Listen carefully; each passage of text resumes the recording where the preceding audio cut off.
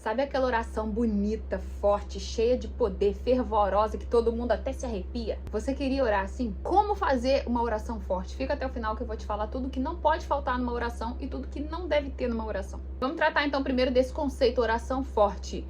Meus irmãos, quem é forte é Deus. Nós somos fracos e a nossa oração não tem poder nenhum em si mesma. E nenhum poder sobre Deus. Ele não age se a oração foi mais eloquente ou mais forte do ponto de vista humano. Até porque muitas vezes essas orações que chamam de fortes são as meio petulantes e até abusadas. Querendo mandar em Deus, desafiando, falando com ele de uma forma autoritária. Eu decreto, eu determino, eu exijo, eu não aceito. Então primeiro a gente tem que tomar consciência que muitas pessoas acabam se deixando levar pelas suas emoções e não tem nada de espiritual nisso. Às vezes é só a pessoa se emocionando, falando com uma entonação de voz mais firme, que realmente pode emocionar quem tá ouvindo, deixar a gente até arrepiado. Mas isso não quer dizer nada, pode fazer parte só da aparência espiritual daquela pessoa. Talvez ela nem faça isso por mal, muitos fazem, querendo manipular, enfim. Mas às vezes a pessoa só tá sendo levada mesmo pelas emoções dela. Então eu não quero te desanimar porque você clicou nesse vídeo pensando, vou aprender a fazer uma oração forte.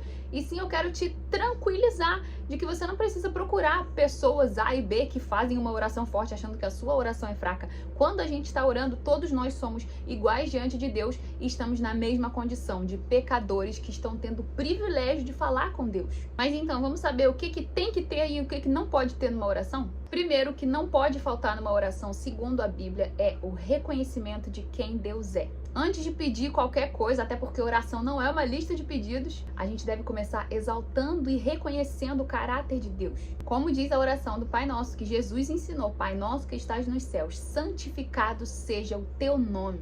Isso alinha o nosso coração à palavra de Deus e nos faz lembrar que a oração não começa por causa da gente, mas por causa de Deus, trazendo a centralidade de Deus. Então a gente deve reconhecer a soberania, a santidade, o poder dele. Em segundo, humildade e dependência. Deus não responde fórmulas, não precisa você pegar cópia de oração no Google ou de mensagem do WhatsApp, se já te mandaram, faça essa oração. Não, Deus responde corações quebrantados, como está em Tiago 4,6, que ele resiste aos soberbos, mas dá graça aos humildes. Não é o tom de voz, não é gritar, não é repetir frase. É reconhecer o quanto a gente depende dele. Terceiro, confissão e arrependimento. Pecado não tratado atrapalha a nossa comunhão com Deus. E quando você vai reconhecer e confessar os seus pecados, você não está se condenando. Pelo contrário, você está reconhecendo e agradecendo a Deus pelo perdão que Ele já concedeu para você. Na oração, a gente não deve ignorar os nossos pecados. Até porque nenhum deles está oculto diante de Deus. Esse reconhecimento e arrependimento restaura a nossa relação com o Senhor. Salmo 66:18 diz: Se eu tivesse guardado iniquidade no coração, o Senhor não teria me ouvido. Quarta coisa que não pode faltar na nossa oração é submissão à vontade de Deus. E esse ponto é profundo e confrontador.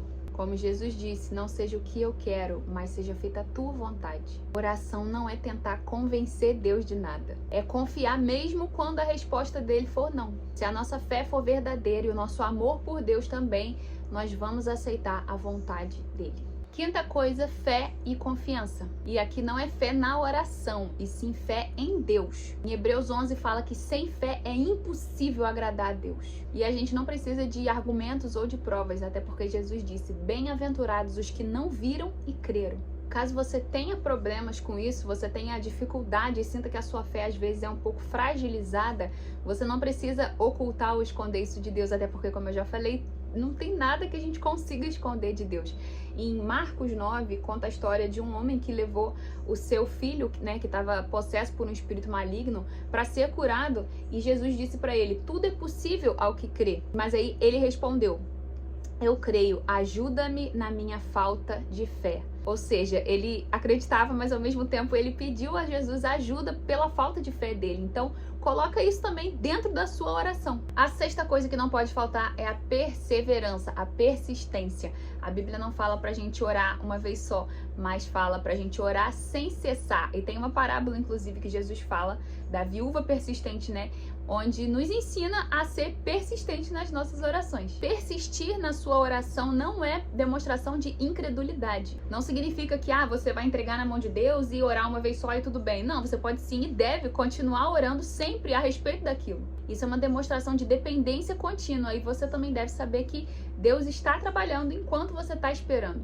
Sétima coisa que não pode faltar numa oração é gratidão. A Bíblia manda a gente agradecer em tudo dai graças. Isso muda de fato o clima da oração, que vai mudar daquela vibe às vezes de só pedidos, e faz a gente reconhecer aquilo que Deus já fez. O que também vai produzir no nosso coração contentamento e fé. Em oitavo, alinhamento com a palavra. Uma oração nunca deve contradizer aquilo que a Bíblia diz. Isso evita orações egoístas ou fora da vontade de Deus. Tiago 4 fala que a gente pede e não recebe porque a gente pede mal para esbanjar nos nossos prazeres. Então a gente precisa estar em constante leitura da palavra para alinhar a nossa oração à Bíblia. Isso vai exigir da gente um pouquinho mais de esforço para ler e interpretar corretamente as escrituras e não só tomar rapidinho um café com Deus Pai e vamos embora.